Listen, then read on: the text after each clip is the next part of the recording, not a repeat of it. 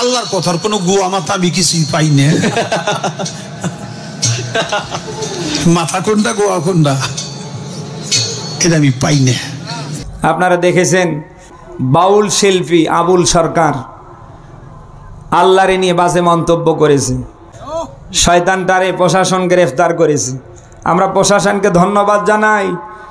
শুধু গ্রেফতার করলে হবে না, আল্লাহ নিয়ে, তার রসুল নিয়ে, ইসলাম নিয়ে, কোরআন নিয়ে যারা এই বাজে মন্তব্য করবে তাদের দৃষ্টান্তমূলক শাস্তি আমরা দেখতে চাই। সর্বোচ্চ শাস্তি চাই, ফাঁসি। এই বাউল শিল্পী আবুল সরকারের সর্বোচ্চ শাস্তি যদি বাংলাদেশে ফাঁসি কার্যকর করা হয়, আমার মনে হয় নেক্সটে আউল বাউল কোন ফালতু শিল্পী আমার আল্লাহ সম্পর্কে, রসুল সম্পর্কে, ইসলাম সম্পর্কে বাজে মন্তব্য করার সাহস পাবে না। আবার আসার সময় দেখলাম ওর ভক্তরা ওরে মুক্তির জন্য আন্দোলন করছে। আজকে সারা দেশ জুড়ে দেখেন ভূমিকম্পের আতঙ্ক না? বলেন না কেন? যে কোনো মুহূর্তে বাংলাদেশে 8 তাপমাত্রার ভূমিকম্প দেখা দিতে পারে। বাংলাদেশের পাবলিক বিশ্ববিদ্যালয়গুলো অলরেডি বন্ধ হয়ে গিয়েছে। বিশ্ববিদ্যালয় থেকে স্টুডেন্টরা অলরেডি বাড়ির দিকে ব্যাক করছে। ঢাকার মানুষগুলো সব গ্রামমুখী হচ্ছে। আমরা যে রিপোর্ট পেয়েছি, তথ্য পেয়েছি, আবহাওয়া বার্তা যে সংবাদ দিয়েছে, যে কোনো মুহূর্তেই বাংলাদেশে 8 তাপমাত্রার ভূমিকম্প দেখা দিতে পারে। তো এই বাংলাদেশে ভূমিকম্প এভাবে আসছে কেন? আসার পিছনে কারণ আছে না নেই? আমার মনে হয় এই বাংলাদেশে ভূমিকম্প এইভাবে অ্যাটাক করবার পেছনে যত কারণ, অন্যতম কারণ এই আউল আর বাউল ফালতু শিল্পীদের বাজে মন্তব্যের কারণ। আমরা সর্বোচ্চ জায়গায় পড়াশোনা করেছি, নামের আগে আমরা লিখতে পারি মুফতি, আমরা ফতোয়া দিতে ভয় করি। অথচ এই বাংলাদেশে আউল ফাউল বাউল শিল্পীরা, নেই কোনো পড়াশোনা, নেই কোনো ইসলামিক ডিগ্রি, অথচ তারা মানুষকে ইসলাম সম্পর্কে বিভ্রান্ত করেই যাচ্ছে। আল্লাহ সম্পর্কে, রসুল সম্পর্কে, কোরআন সম্পর্কে, ইসলাম সম্পর্কে, এদেশের খ্যাতনামা আলেমদের সম্পর্কে আজে বাজে মন্তব্য দিনের পর দিন করেই যাচ্ছে। আল্লাহর বিরুদ্ধে, রসুলের বিরুদ্ধে, ইসলামের বিরুদ্ধে এভাবে যদি কথা হয়, আল্লাহ কি জাতিকে ছেড়ে দেয়? আল্লাহ বোঝাতে চাচ্ছে জাতি সক্ষমভাবে যদি এই আউল বাউল ফালতু শিল্পীদের তোমরা মুখ বন্ধ করতে না পারো, তাহলে এমন ভূমিকম্প দেব ঘর থেকে বের হতে পারবেন। 26 সেকেন্ডের কয়েকদিন আগের ভূমিকম্পে আপনারা দেখেছেন বড় বড় বিল্ডিং মাঝখান থেকে ফেরে গিয়েছে। বলো না কেন? অনেকে সারা দেশে মারা গিয়েছে, বড় বড় রাস্তাগুলো মাঝখান থেকে ফেটে গিয়েছে। আপনাদের এদিকে ভূমিকম্প আসেনি? 26 সেকেন্ডের ভূমিকম্পে যদি এই হয়, এই বাংলাদেশে 1 মিনিট যদি ভূমিকম্প থাকে, আমার মনে হয় না কিছু থাকতে পারে, সব মাটির সাথে একাকার হয়ে যাবে। তিরমিজির হাদিস, নবীজি বলেন সমাজে যখন অন্যায়, অপকর্ম, জেনা, ব্যভিচার, ইফটিজিং, পরকিয়া, খারাপ কাজের পরিমাণ যখন অতিরিক্ত হয়ে যাবে, তখন আল্লাহর পক্ষ থেকে এরকম ভূমিকম্পের আভাস আসবে। আজ বাংলাদেশের যেদিকেই তাকাই সেদিকে জেনা, ব্যভিচার, ইফটিজিং, ধর্ষণ, পরকিয়া, খারাপ কাজ কম না বেশি? বিশেষ করে আমরা মিডিয়া অঙ্গনে দেখতে পাচ্ছি, বলার কোনো ভাষা নেই। আল্লাহ তাআলা জাতিকে হেফাজত করুক। ফিরে আসার দরকার আছে না ভাই?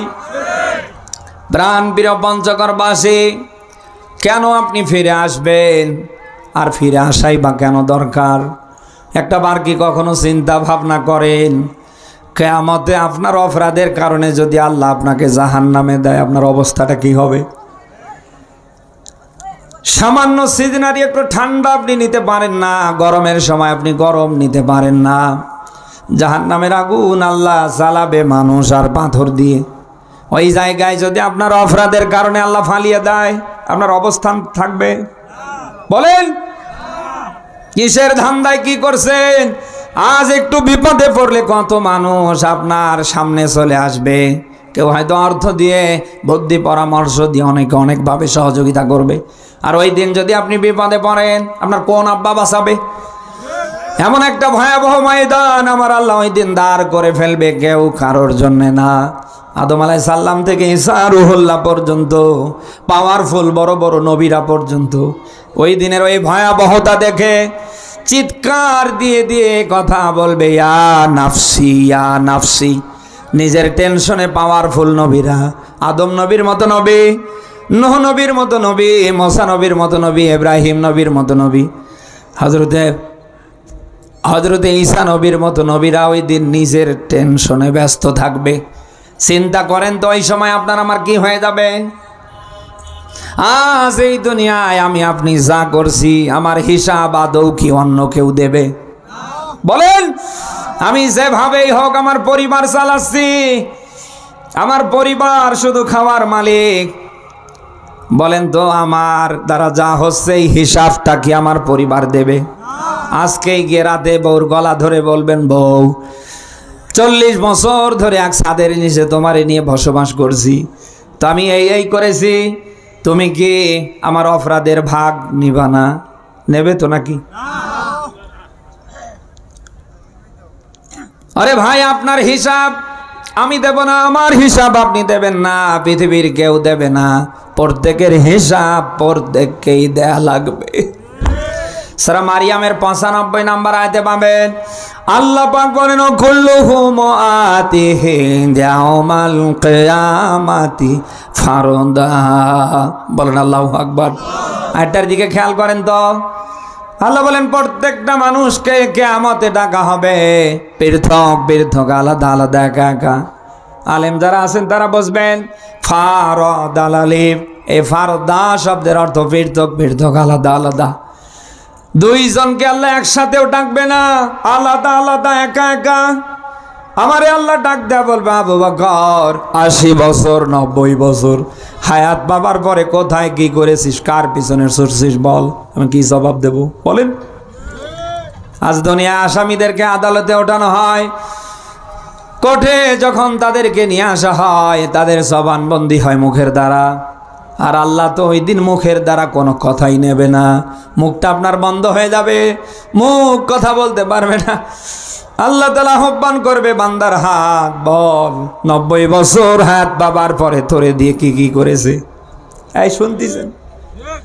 আল ইয়াওমা নাখতিমু আলা আফওয়াহিহিম ওয়া তুকাল্লিমুনা আইদিহিম ওয়া তাশহাদু আরজুলুহুম বিমা কানু ইয়াকসিবুন।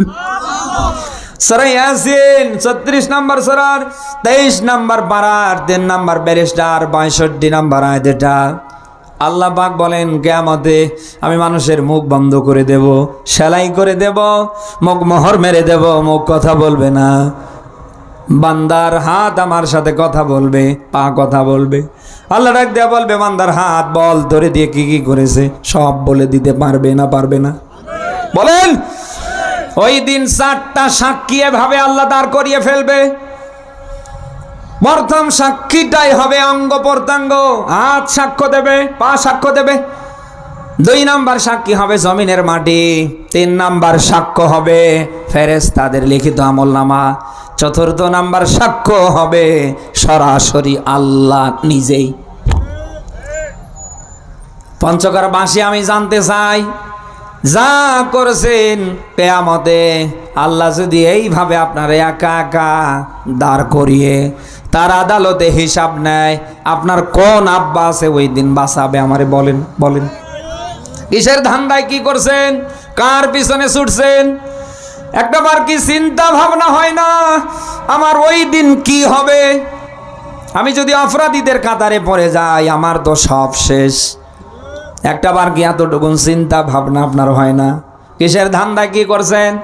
চোখ দুইটা যদি এই মুহূর্তে বন্ধ হয়ে যায়, সব তো পরে থাকবে, আপনার পোশাকটাও তো আপনার সাথে খবরে যাবে না। বলেন না কেন? এই মুহূর্তে যদি আমার চোখ দুইটা বন্ধ হয়ে যায়, আপনারাই আমার শরীরে এই নামি দামি পোশাক রাখবেন না, মুহূর্তের ভেতরে টান দিয়ে ফেরে খুলে ফেলবেন। ঠান্ডা পানি গরম করে আমারে গোসল দিয়ে বাজারের সাদা কাফন আপনারা পরিয়ে খাটলি দিয়ে তুলি আমার পরিবারকে খবর দেবেন? বলেন না কেন? ঠিক আমার মতো তো আপনাদের অবস্থা একই। একটাবার কি চিন্তা ভাবনা হয় না? দিন পেরিয়ে রাত পেয়েছি, এই রাতটা আমার জন্য সকাল হবে কি হবে না? কত মানুষ রাতের বেলা খেয়ে দিয়ে ঘুমিয়ে যায়, সকাল আর হয় না। 8টা 9টার ওদিকে রোড ঘাট রাস্তা পথে মাইকিং শুরু হয়ে যায়, অমুক আর নেই। গোটা এলাকায় যেন সবার মুখে একটাই আওয়াজ, প্রতিধ্বনি, ইন্না লিল্লাহি ওয়া ইন্না ইলাইহি রাজিউন। কি নিয়ে যেতে পারবেন? এই সমাজের মানুষ, এই এলাকার মানুষ আপনারে কি দেবে? আপনি তো এসেছেন একা, যাবেন একা। আসার বেলায়ও কিছু আনতে পারেননি, আপনি যাবার বেলায়ও যাবেন, কিচ্ছু নিয়ে যেতে পারবেন না। কিসের দালালি শুরু করেছেন? আপনি কিসের কি করছেন? অন্তত একটু চিন্তা ভাবনা করে একটু সামনের পথ চলার পাড়ি দেবার চেষ্টা করেন। আপনার করার কথা কি আর আপনি করছেন কি? এই পৃথিবীতে পাওয়ারফুল 10 জন রাসূলের সাহাবী যারা দুনিয়ায় জিন্দা থাকতে জান্নাতের সার্টিফিকেট পেয়েছিলেন, রাতের বেলা তারা ঘুমাতে পারে না। জিন্দা থাকতে যারা জান্নাতের সার্টিফিকেট পায়, এরা যদি রাতের বেলা ঘুমাতে না পারে, এদের চোখে যদি ঘুম না আসে, আপনার আমার এর চেয়ে বেশি হওয়ার দরকার না? বলেন বলেন। নবীজি প্রায় রাতের বেলায় শব্দ ভেসে সাহাবীদের বাড়ি বাড়ি নবীজি যেতেন আর দেখতেন কে ঘুমায় আর কে দাঁড়িয়ে ইবাদত করে। আবু বকর, ওমর, ওসমান, আলী, অন্যান্য সাহাবীদের বাড়ি বাড়ি নবীজি শব্দ ভেসে রাতের বেলা গিয়ে খোঁজ নিতেন। কেউ ঘুমাতো না, সবাই যেন দাঁড়িয়ে দাঁড়িয়ে ইবাদতে কাটাতো। সুবহানাল্লাহ বলতে পারেন না? নবীজি প্রায় মসজিদে নববীতে ফজরের নামাজের পরে সাহাবীদের বলতেন, অমুক কোথায় দাঁড়াও, ওমর দাঁড়াও, আলী দাঁড়াও, ওসমান দাঁড়াও। কি রাতের বেলা কি তোমার চোখে ঘুম আসে না? আমি তো শব্দ ভেসে গিয়ে দেখতে পেলাম সবাই ঘুমিয়ে পড়লেও তোমরা কেন জানি ঘুমাও না, কারণ কি? সাহাবীরা নম্র কণ্ঠে একেবারে ছোট ছোট বাচ্চার মতো করে ছোট আওয়াজে বলতেন, হে রাসূল, আপনার মুখ থেকে শুনেছি আল্লাহ যদি তার আদালতে কাউরে একা একাই ভাবে দাঁড় করায়, আর আল্লাহ যদি হিসাব নেয়, কারোর বাঁচার উপায় থাকবে না। ওরা জান্নাতের সার্টিফিকেট দুনিয়ায় পেয়েছে। যারা জান্নাতের সার্টিফিকেট পায় তাদের কোনো ভয় থাকে? অথচ এই মানুষগুলো আল্লাহর সামনে দাঁড়ানোর কতটা ভয় করছে। অথচ আজ নামাজ নেই, কালাম নেই, আল্লাহ নাই, রসুল নেই, আখেরাত পরকাল কিছু নেই। আমাদের ধান্দা একটাই, কাক ঠকে কে বড়লোক হওয়া যায়। এই প্রতিযোগিতা চলছে না? বলেন। এই বাংলাদেশে যেন প্রতিযোগিতার মহামারী চলছে।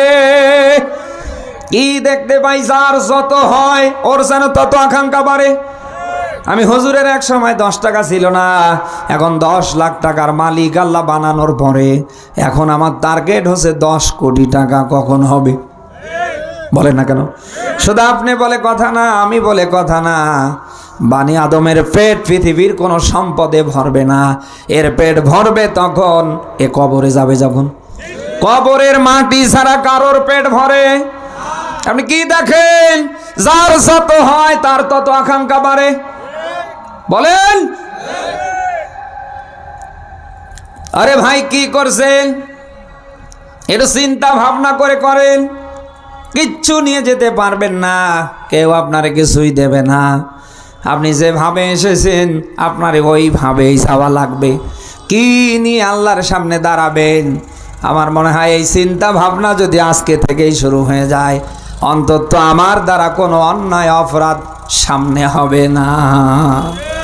এখানে কত মানুষ বসে আছে আপনি মিলান। মাহফিলের আয়োজন যারা করেছে, যুবকদের ভেতরে অনেকে আছে নামাজটা পর্যন্ত সারের পড়েনি। না তো নেই। হ্যাঁ, নামাজ না পড়ে আল্লাহ না করুক যদি মরে যান, কাবার ইমাম এসেও যদি আপনার জানাজা পড়ায়, আপনার জানাজা কি আল্লাহ নেবে? বলেন।